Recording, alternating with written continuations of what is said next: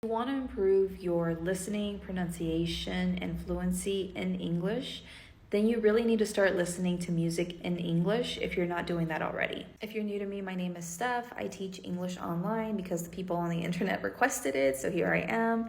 And people ask me all the time how they can improve their English. So I want to dive deep into how music can really make such a big difference in your ability to master this language. But this also probably applies to any other language out there if you speak other languages. I'm not just going to recommend any song out there because the type of music that you listen to, the type of songs that you listen to is really up to you and what your current goals are. So are you trying to just get started with the language and just become more familiar and comfortable with it? Are you trying to speak more clearly and naturally? Are you trying to speak more fluently?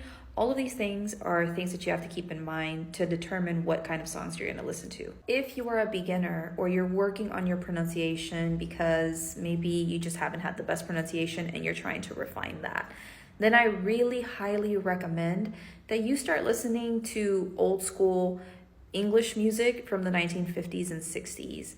The reason for that is that people back in those days, they just spoke much more slowly and they enunciated so much better. And I think this is true probably for like everyone in the world because I'm Peruvian, and when I look at old videos of people from back in the day, even until like the 1970s and 80s, their Spanish was a lot slower and more refined. But today, the people here in Peru, they speak so much more quickly, and it's different. So people back in the day, they spoke better, which is why I recommend that you listen to that music. Here are some songs to help you get started that are much slower and easier for you to follow. So just take a screenshot or look for those on YouTube or Google. If you're not into old school music from the 1950s and 60s, this music is also known as like the oldies, okay? If you're not into oldies, then you can listen to more modern music. You can listen to slower ballads from the 80s, 90s, or 2000s.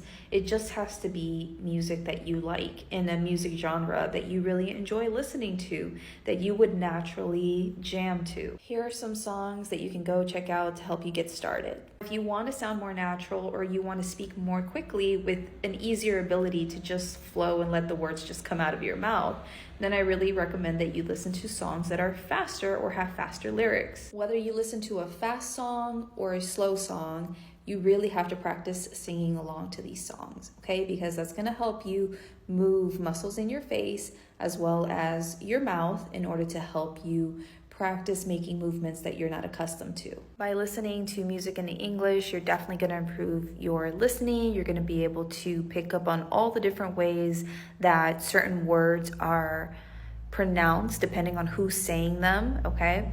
You're going to learn new vocabulary. You're going to practice singing along, which will develop certain muscles in your face that are needed for English potentially, and you're naturally going to become much more confident. What's most important here is to choose songs from music genres that you genuinely enjoy listening to, okay? If you don't like rock, don't listen to rock music, okay? If you don't like slow ballads, that's fine. You don't have to listen to slow ballads. You could maybe listen to pop that's not so super fast. Make sure that the songs that you're listening to, you actually enjoy listening to, singing to. You want to learn the lyrics to those songs and sing them all the time, because that's what's going to make it enjoyable and much easier for you to practice it regularly and then see a difference as a result. I got inspired to do this video because yesterday I just felt called to just have a little karaoke moment with myself in the living room, and I was trying to sing a salsa song by Mark Anthony yesterday, and I know this song, but when I was trying to like read and sing the lyrics, I kept getting tongue-tied, and I was like, oh my god, I can't sing this damn song in Spanish, what? And I just remembered like, oh well, this is definitely a great practice. It really has served me a lot in the past when I learned different languages, especially when I was learning Portuguese and French back in the day. Okay, my Portuguese and French speaking ability is shit right now, so don't ask about that. But back in the day, when I studied those languages many years ago, it did make a big difference for me. So I really hope that you put these tips into practice and you see a big difference for yourself over time. Anyway, thanks for tuning in. If you want to have classes with me, go to my profile. Just visit this link here, okay? I currently have less than 1,000 followers, so I can't add a link here for you to click on. You have to go manually put this into your browser. When you visit this link, it should redirect you to this page, and then you just fill in your information, and that will put you on my wait list so that you can receive more information from me on my English classes. Today is June 21st, 2025. So if you're interested in having classes with me now, I'm opening up classes for beginner and pre-intermediate on Monday, June 23rd, 2025.